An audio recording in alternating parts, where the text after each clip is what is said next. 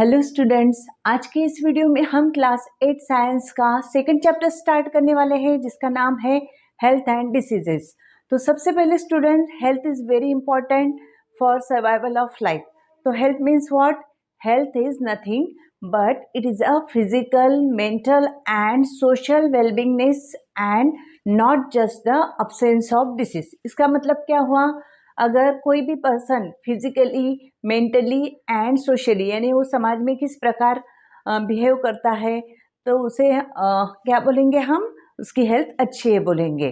तो health is very important. तो students, what is mean by disease? Disease means when there is a disturbance in physical as well as psychological condition of the body, it is called disease. जब हमारे शारीरिक और मानसिक जो हमारी normal activity है उसमें अगर डिस्टर्बेंस आ गया नॉर्मल फंक्शनिंग में तो उसे हम क्या बोलेंगे?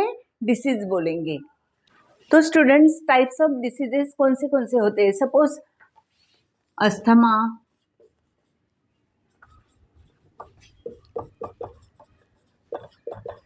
हार्ट डिसीजेस, उसके बाद में है आर्थराइटिस,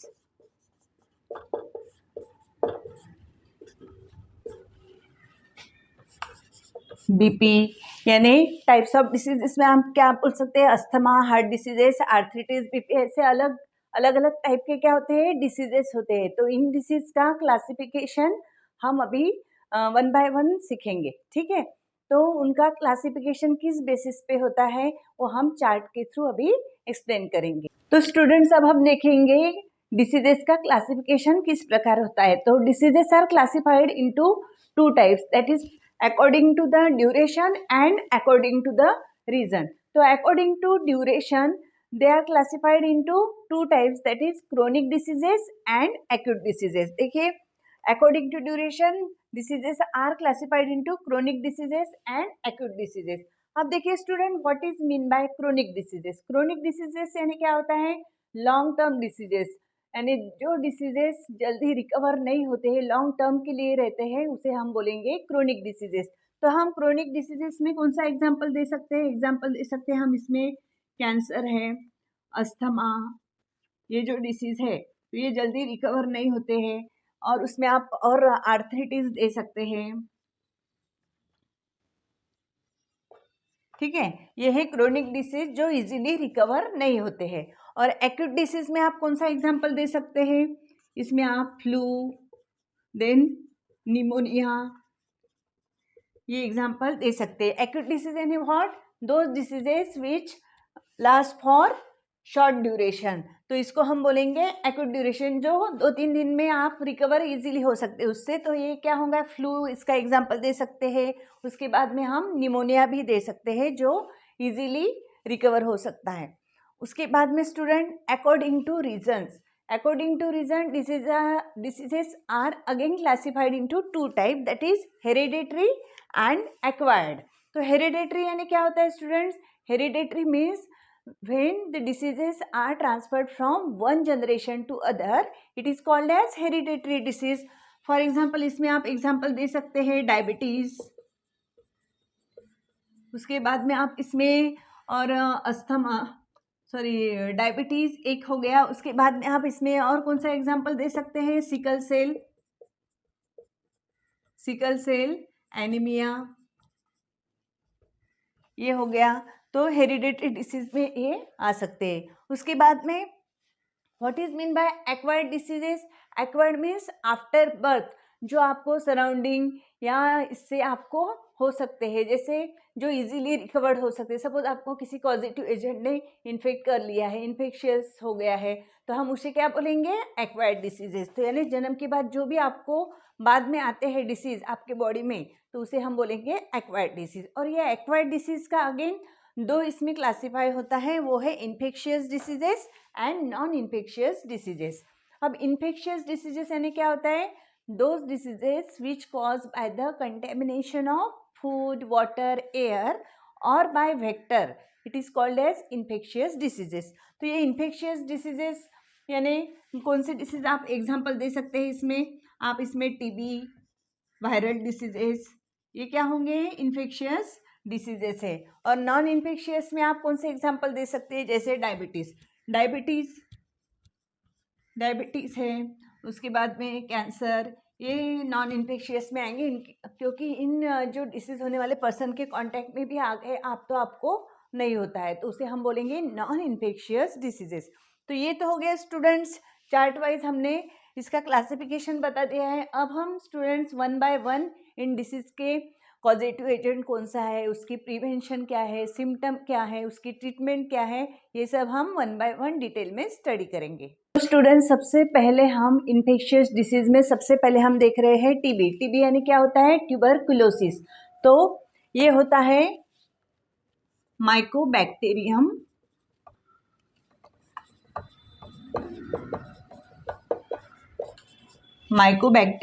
ट्यूबरकुली। इसे अंडरलाइन करना है।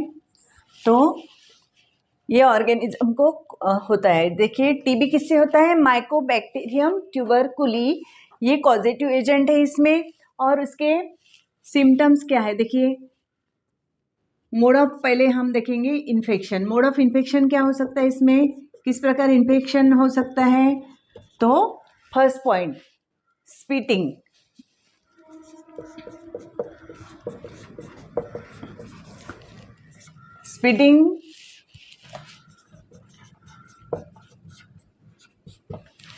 स्पीटिंग एक अगर कॉमन प्लेस में टीबी पेशेंट ने स्पीट किया है, यानी उसकी थूक से क्या होता है, वो स्प्रेड होता है थ्रू एयर।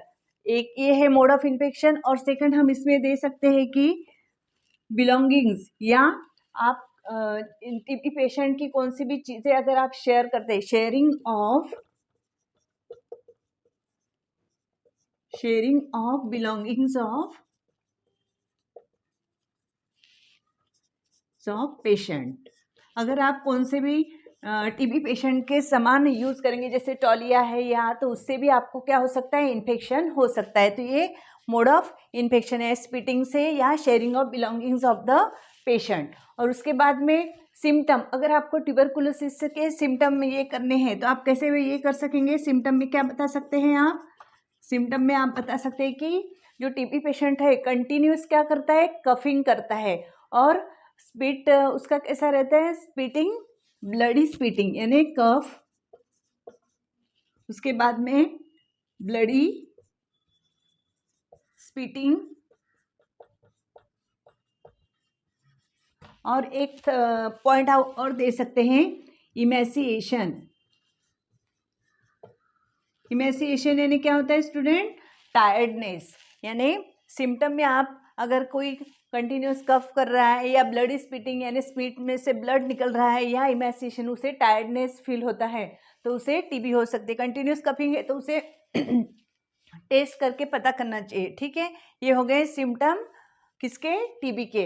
अगर टीबी को रिकवर करना है या प्रिवेंशन और ट्रीटमेंट करनी है तो सबसे पहले स्टूडेंट क्या करना चाहिए? बीसीजी वैक्सीन लेना चाहिए। जैसे ही हमें पता है कि बर्थ के तुरंत बाद हॉस्पिटल में क्या करते हैं? बीसीजी वैक्सीन देते हैं।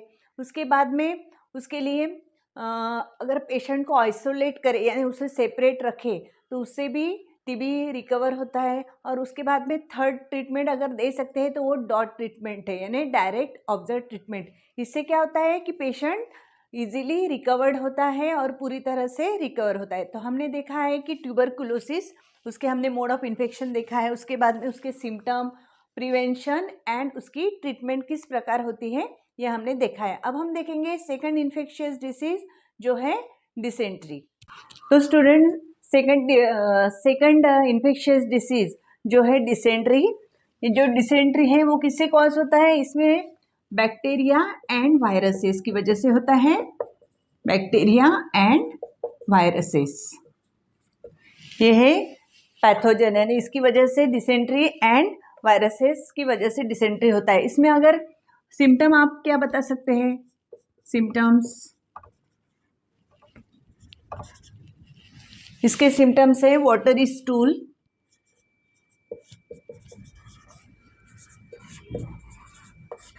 और एब्डोमिनल पेन।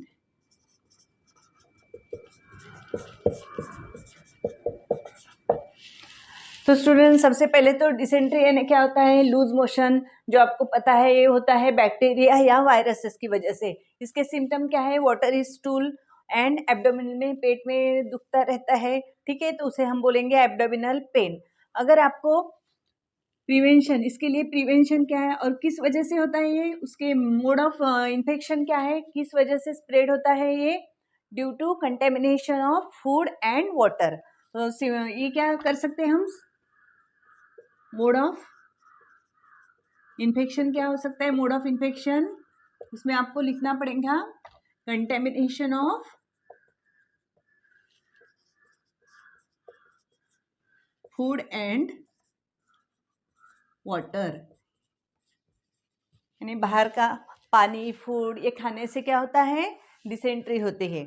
उसके बाद में ये हो गया मोड ऑफ इन्फेक्शन। सिम्टम्स भी हमने देखे हैं, water stool and abdominal pain. अब देखेंगे कि इसके लिए हम क्या प्रिवेंशन कर सकते हैं। यहाँ प्रिवेंशन क्या हम बोलेंगे, प्रिवेंशन में आप कौन से पॉइंट्स दे सकते हैं, बताइए। प्रिवेंशन में हम पॉइंट्स दे सकते हैं कि use boiling water, boiling water का हमेशा क्या करना चाहिए, यूज करना चाहिए ड्रिंकिंग पर्पस के लिए। एंड सेकंड, हमेशा we should use covered food, covered food, और हमें हमेशा ताज़ा खाना भी खाना चाहिए। तो ये हो गया डिसेंट्री के बारे में। और हमारे डिसेंट्री में क्या होता है कि हमारा बॉडी में जो पानी का प्रमाण है वो एकदम से क्या होता है, कम होता है। तो इसलिए हमें क्या लेना चाहिए, ORS लेना चाहिए, जिससे पानी का रिटेंशन इजीली हो सके, ठीक है। तो स्टूडेंट ये हो गया डिसेंट्री के बारे में। तो स्टूडेंट थर्ड इन्फेक्शियस डिसीज है हिपेटाइटिस। हिपेटाइटिस को ही जॉन्डिस या पीलिया बोलते हैं। ये जो हिपेटाइटिस है ये इसमें किससे कॉज होता है, ये होता है cause hepatitis A, B, C, D और E, यानी ये वायरल डिसीज है। और इसका मोड ऑफ इन्फेक्शन यानी किस प्रकार ये, किससे आप ये स्प्रेड होता है। तो ये देखिए, मोड ऑफ इन्फेक्शन में आप फर्स्ट रीजन दे सकते हैं कंटेमिनेशन ऑफ वाटर, यानी बाहर का पानी पीना, कंटेमिनेशन ऑफ वाटर, ये फर्स्ट पॉइंट आप दे सकते हैं। उसके बाद में सेकंड पॉइंट में आप दे सकते हैं कि ट्रांसफ्यूजन ऑफ ब्लड,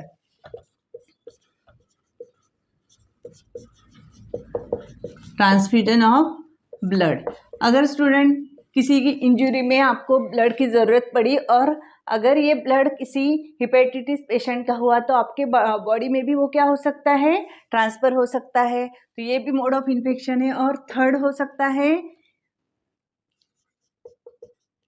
नीडल्स अगर नीडल अगर ये यूज़ किया तो क्या हो सकता है, इससे भी स्प्रेड हो सकता है हिपेटाइटिस।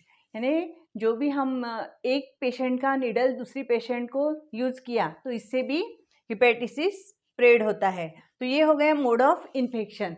तो सिम्टम क्या हो सकते हैं इसके, सिम्टम में देखिए स्टूडेंट, सिम्टम्स यानी सबसे पहले तो हिपेटाइटिस यानी पीलिया हमने देख लिया है। तो इससे क्या होता है कि ये हमारे लीवर को क्या करता है, इन्फेक्ट करता है। और लीवर में जो पिगमेंट रहता है बिलीरुबिन, ये जो पिगमेंट है हमारे ब्लड में क्या हो जाता है, मिक्स हो जाता है। इसकी वजह से क्या होता है कि हमारा फेस येलो दिखता है, यूरिन येलो होती है। तो इस वजह से हमारे पूरे बॉडी पे येलो कलर आ जाता है। तो इसका फर्स्ट अपन सिम्टम क्या बता सकते हैं, येलो यूरिन। उसके बाद में एमोरेक्सिया यानी क्या होता है स्टूडेंट, एमोरेक्सिया यानी थकावट आना, यानी टायर्डनेस। उसके बाद में आप नौशिया, ओमिटिंग,